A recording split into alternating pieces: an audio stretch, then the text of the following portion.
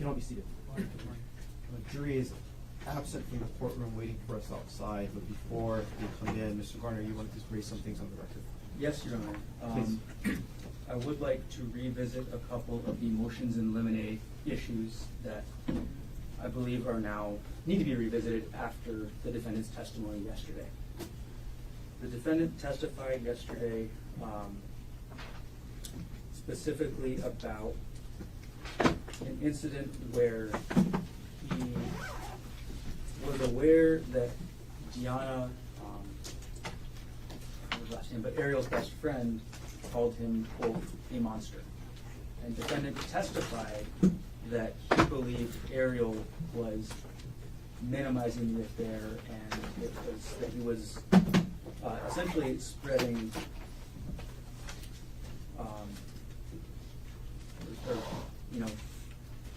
giving Deanna wrong information about the affair.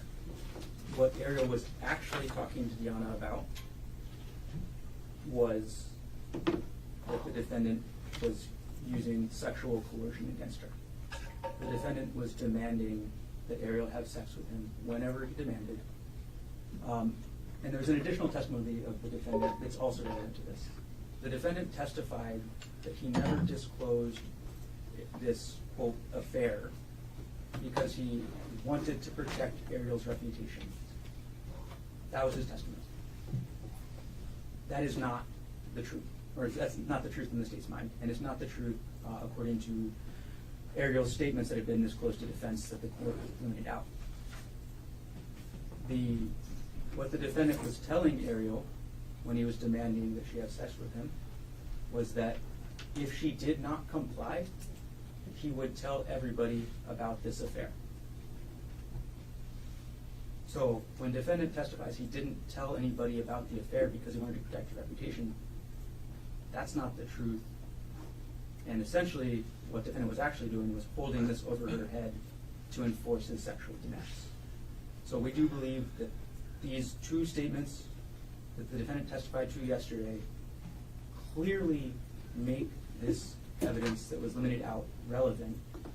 It, not including this evidence, gives a completely incomplete picture to the jury.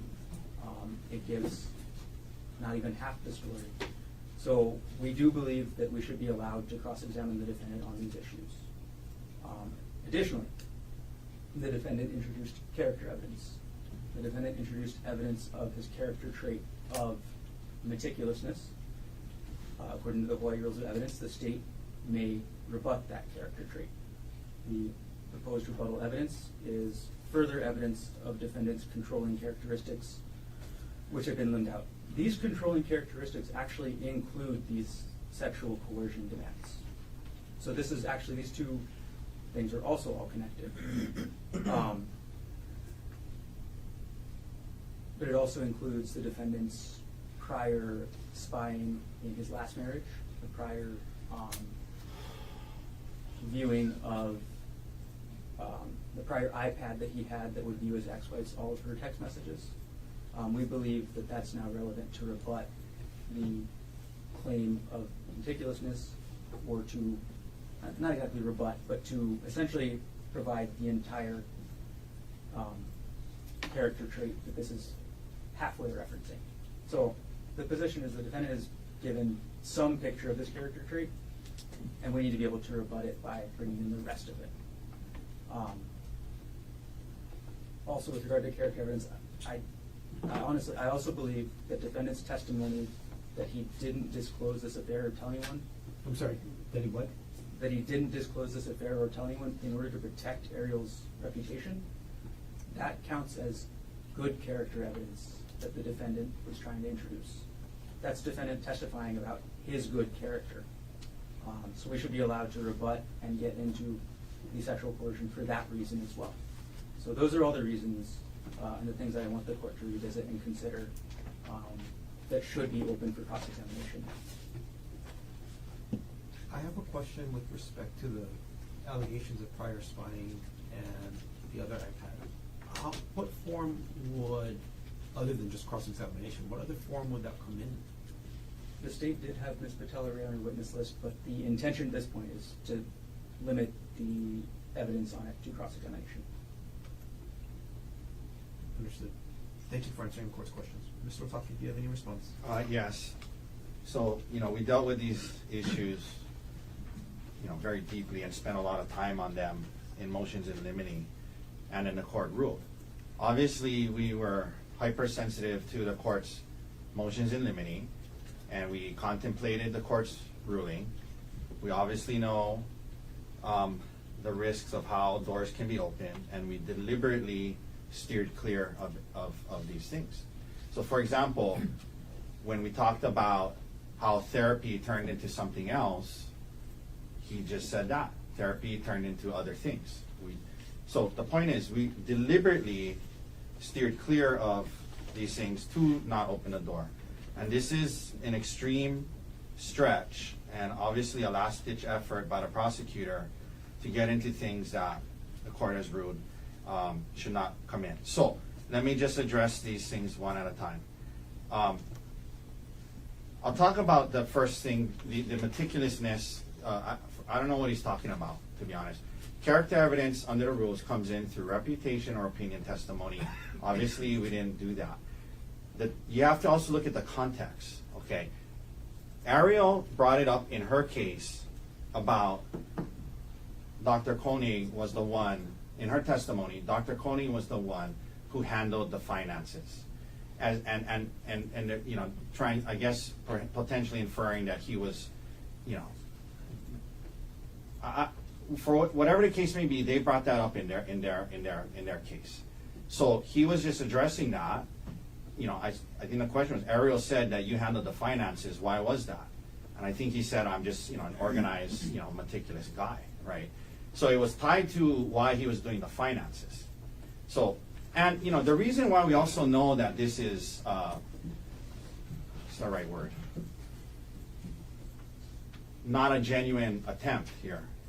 If you really think about it, the character of Meticulous is something that helps them. That he's maybe a meticulous planner of a murder or whatever, right? It doesn't help us to show he's meticulous, right? So that's how you know this is a false attempt here, because how does it hurt their case that he's meticulous, right? It doesn't. It helps their case, but he wants to use it to get into these things that the court has already ruled out. So, just because he said he was meticulous doesn't then open the door to his, to character evidence to rebut that, number one. So that's that. The part about when he was talking about what Gianna said or thought, it was in context to, again, something they introduced in their case, which is the audio recording. So he has a right to explain why he got the audio recording. And that's what he explained was in his head.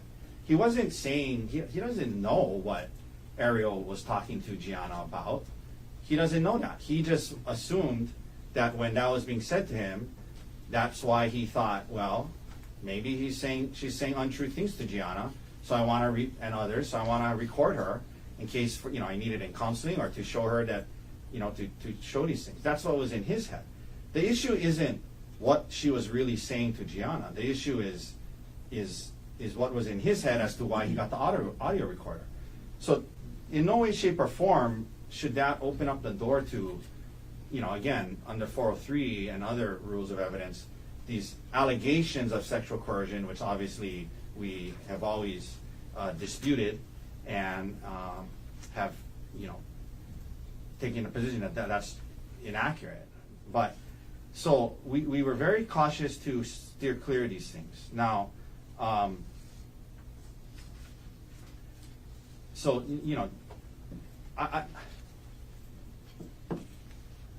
so that's what I say, Your Honor. This is very dangerous territory. We were very cautious to not open the door to these things, and he was talking about why he did the finances, right?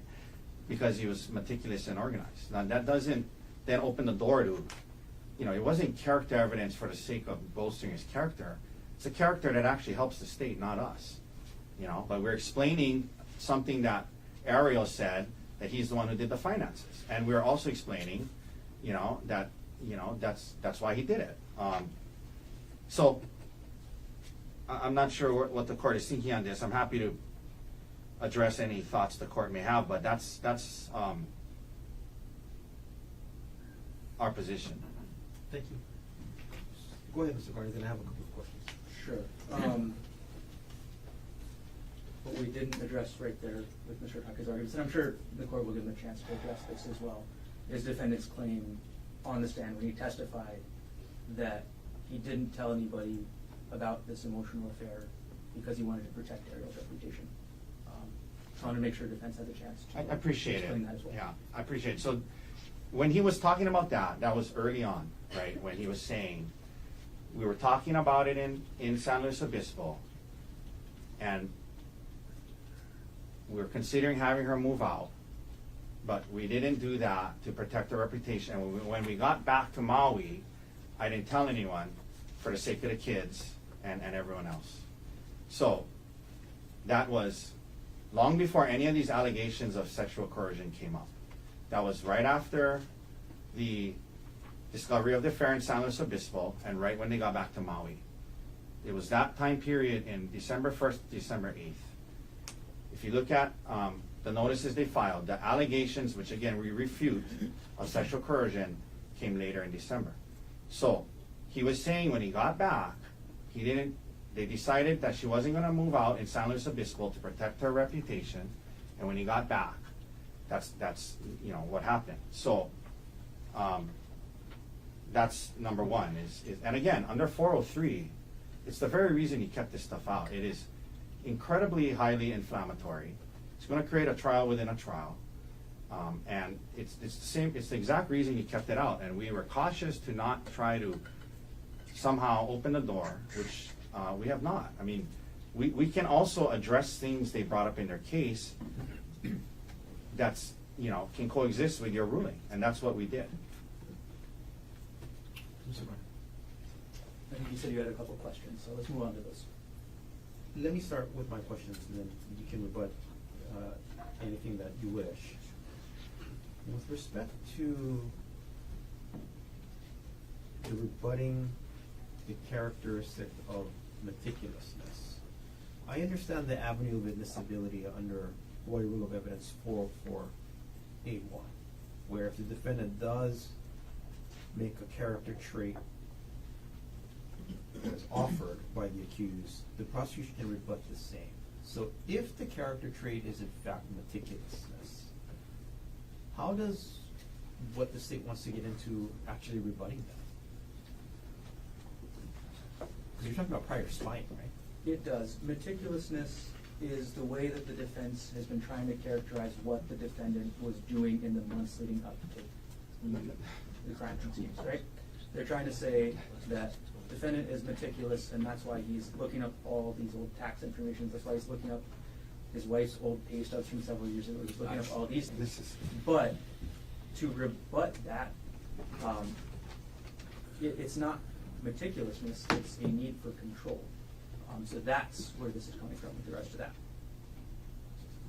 Thank you for clarifying. And again, just the only thing I'll say again is that only came up because they asked Arielle who did the finances. And so it was tied to why he did the finances. And it was a brief thing he said, because I'm organized and meticulous, so I kept track of the finances. To now say that opens up the door to somehow getting into all this stuff is just honestly, Your Honor, it should not even remotely get close. The other thing is, and again, Your Honor, I bring this up, right? The rule I think you're talking about, right, is I'm sorry, were you talking about 608? No, 404A1. Okay, 1 second.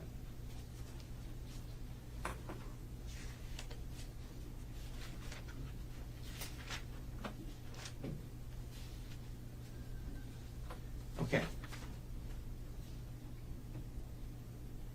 Okay. 1 second.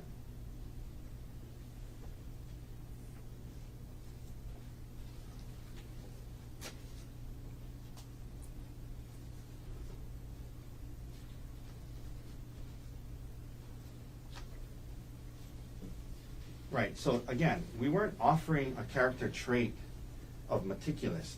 I mean, we were talking about why he did the finances.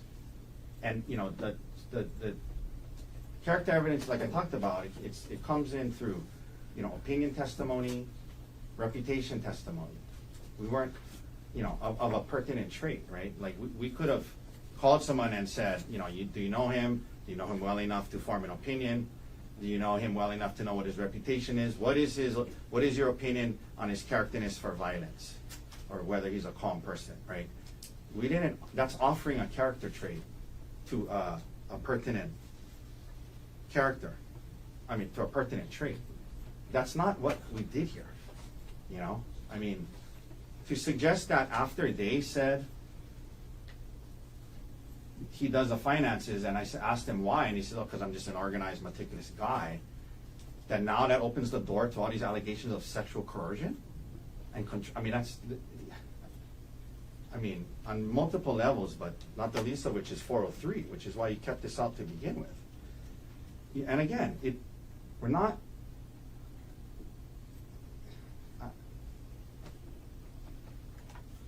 so it should stay out on I mean, it's incredibly prejudicial to allow in these false, what we believe are false allegations of sexual coercion. Simply because he said, I do the finances because I'm meticulous.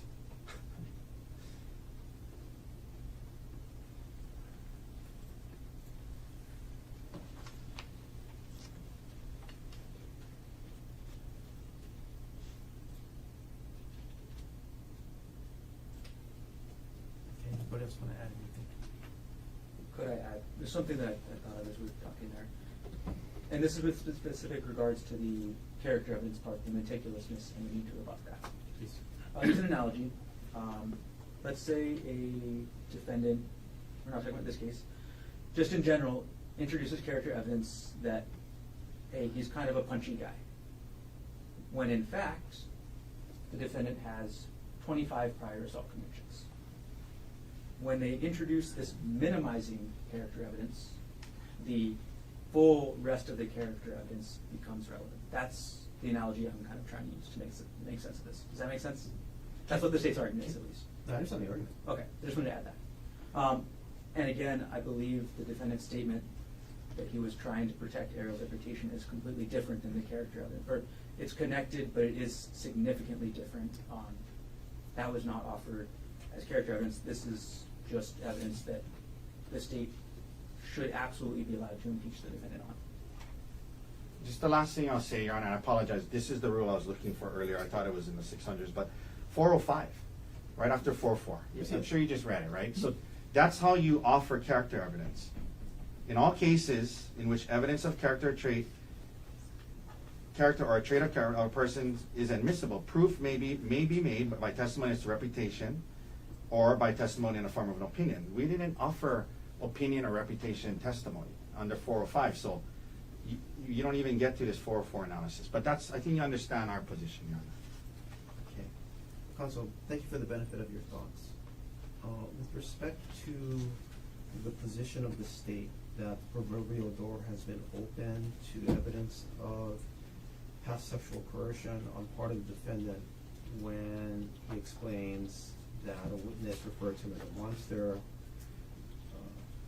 or that he was trying to show his good character by not disclosing the affair to enforce his sexual demands on his wife. The court finds that while it may knock on the proverbial door, it's not open. And even if it was, the court's still concerned about the prejudicial value of the proposed cross-examination evidence under Rule 403. The court does find allegations of sexual coercion to be highly prejudicial. And while there is probativeness here, the court still finds the prejudicial value to substantially outweigh the probative value of the evidence. With respect to the prior spying on the iPad, the court is going to allow cross-examination on those specific instances of conduct. The character trait it's called meticulousness, but what it really is explaining is the lack of controlling environment or behavior that defendant has exhibited, i.e. that he's peaceful. And I understand while it creates the impression, it doesn't have to offer the trait, but if it creates the impression as argued by the state, it does open the door under State versus Brooks, which is 123 Hawaii 456. It's a 2010 case. And on cross-examination, it can be inquired into relevant specific instances of conduct. So the court does find an avenue of admissibility under Rule 404A and 405A for the prior spying, and the court does not find, contrary to the sexual coercion allegations, that the prejudicial value substantially outweighs the probativeness. That's the court's ruling. Can I just be clear? Like, Yes. what exactly are they allowed to get into? Prior spying, like what? Like On the prior iPad, is that correct? I believe that is correct. This was in On the state's motion to eliminate, so it's identified there. It was the fact that in his prior marriage, the defendant used an iPad to spy on both his daughter as well as his wife. And it's the similar way that he described he did Arielle's phone in this case. It was actually a little more complex. He basically mirrored the other people's phones onto that iPad so he could live view what they were saying and see their emails and things like that. So that is that type of evidence. Before we get to the end, I'll have a clarifying question as well, but I don't know if we're finished with this issue quite yet. So just so I'm clear, and the record is clear, because they brought up in their case that he did the finances, and he said, I did the finances because I'm detail-oriented, organized, meticulous person. Now we can get into from years and years before allegations that he was spying on his ex-wife. No. Okay, that's why, I mean, that's what it sounded like. It's not because they got into who brought up the finances. It's because when the word meticulous and taking care of the finances and dealing with all of the insurance and all the investment accounts, that creates the impression that defendant is not controlling, not having any coercion over the victim in this case. The impression is that, for lack of a better word, he's peaceful and not aggressive with respect to that coercive environment. That opens the door to whether or not it truly is meticulousness or something else. And I understand the rebuttal.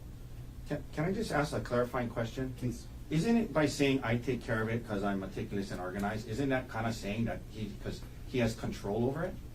So I don't understand how I'm not, trying to argue with you, but I don't understand how that is trying to imply that he's not controlling. By saying I'm meticulous, that's why I do the finances. That's the part maybe I'm missing. Like how does that paint a false picture that he's not controlling? Like someone who does all the finances, all the taxes, all their life, that's kind of controlling of the finances. So I don't understand how that's, now we're saying, oh, that shows he's not controlling, so now we can show that he's controlling. I mean, Controlling of only the finances versus controlling of the behavior in the relationship. what was at issue is who did the finances and why. You had a clarifying question, Mr. Barr. I do, and this is on the second issue we were discussing with the regards about the sexual coercion. At the motions in limine hearing, the court did rule sexual coercion is out, and I understand that it's still the court's ruling. The court did indicate at the motions in limine hearing that the defendant's sexual demands were relevant. So I want to confirm that that is still the court's ruling. That is, and that also came out on State's case in chief. Okay, I just want to confirm that I can still go into that. Yes. Well, and I'm just, again, we're going to be in a position where now what, he answers that and now we open the door to everything else. I mean, we have to be able to answer things they raise without it opening the door. Okay, so, I understand your ruling, but I'm just also, and he wants to ask those questions. He needs to be able to answer it and explain it, and I know what's going to happen. Then he's going to say, "Oh, Judge, it opens the door to all this other stuff again." So I'm just saying, like, if he's going to ask these questions, and he needs to be able to answer them too, out of fairness. And it's not fair where he cannot answer it, or else if he answers it now, he opens up all these other allegations. So I understand. I'm just. And to get to the specific part, so we can all be clear, to make sure whether I do ask the question or not. I can get into the sexual defense, or the defense. With Ms. Arielle Konig? Yes. Yes. The, I guess, question then that would be relevant to the defendant's testimony yesterday was whether he was holding the knowledge of this affair over her head while he made those demands. And I'm asking for clarification here. I'm not asking for any further argument about whether I should get into it. I'm asking for the court's clarification. That was excluded in the motions in limine. I don't know why we're relitigating all the motions in limine at this stage of the trial. I don't think we resolved that. Your Honor, you said anything to do with using allegations of sex as coercion was not coming in. That's exactly what they're now trying to do. No, with the prior partner. No, with Arielle Konig, you said any allegations that he was using sex as coercion as a way to, was not coming in. And I agree with that. That's right. That was the Thanks for So I want to, I'm kind of pre-testing the question right now. But all I was asking was clarification for the court and putting on the record whether that question would be in violation of that term. It would. Okay, thank you for the I'm sorry, clarification. it would be allowed? No, it would be violative. Oh. Violative of the limited ruling. Thank you. Thank you. That's all I was looking for is the clarification. Because that's the coercion issue, right? Okay, understood. Anything else we should take up? Not at the, I want to raise the issue. I don't think it's going to be an issue on cross. It might be in closing about tailoring. 100%. I was going to raise that issue too. Okay. Do you want to talk That there should not be tailoring questions or argument. Or there shouldn't be. There shouldn't be questions and arguments. That's tailoring. Correct. Isn't that the current case law? Absolutely. The current case law is that general tailoring is not allowed. Tailoring about the defendant's presence at the trial is not allowed. Tailoring about the defendant's access to discovery is not allowed. But the defendant in this case used a very, very specific set of words when he testified yesterday. I think the three of us all know what those words were. I have no idea what you're talking about. It was the defendant testifying that he was under extreme mental or emotional distress. Are you asking if you can get into that issue of cross-examination? I would like to ask where you heard those words. I think you can ask that. Anything else? Nothing else. Okay. You said, I'm sorry, he can or he cannot ask? He can. Cannot? Can. C-A-N. Can. He can ask where he heard the words Sure. severe emotional distress? Yes. Anything Okay. else before the jury comes in? Nothing else. All right. If the jury is ready, you guys can count. Actually, I need a second given the court's new ruling. So I Take can your time. speak to my client. Okay, then we'll recess and we'll go off record. Your Honor, can we step up?